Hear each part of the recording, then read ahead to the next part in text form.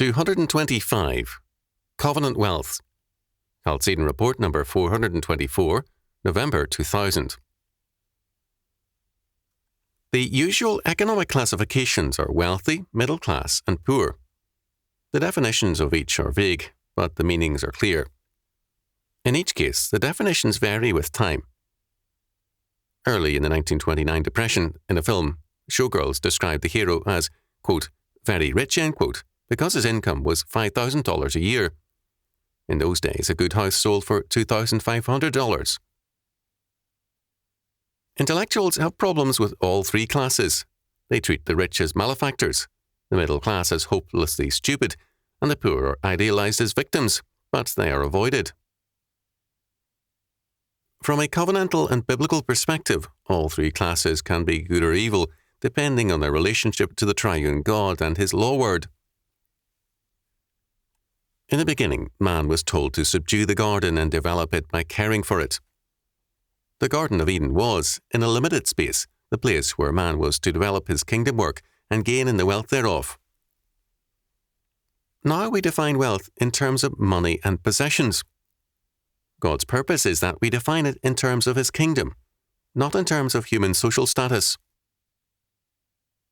Covenant wealth is, first and last, kingdom gain.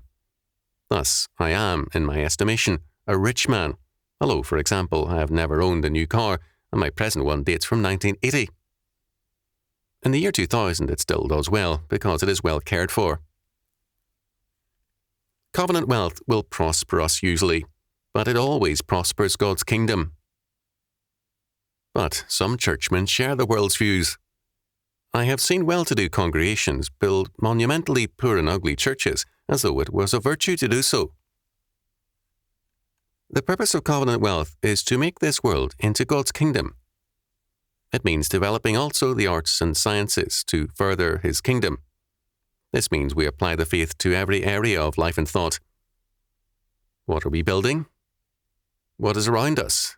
The kingdom of God or the kingdom of man? All of history and all our lives can be termed the key form of wealth building. But for whom? We believe that our work in developing Chalcedon's work is a form of covenant wealth building. But so too is any labour that serves to enhance man's progress under God. Christians need to be encouraged in covenant wealth building which serves not only themselves, but all God's kingdom. Sad to say, who speaks now of covenant wealth? Have we forgotten that God's kingdom requires it of his people? It is time for us to recognize the need for godly wealth. It will bless both us and his kingdom.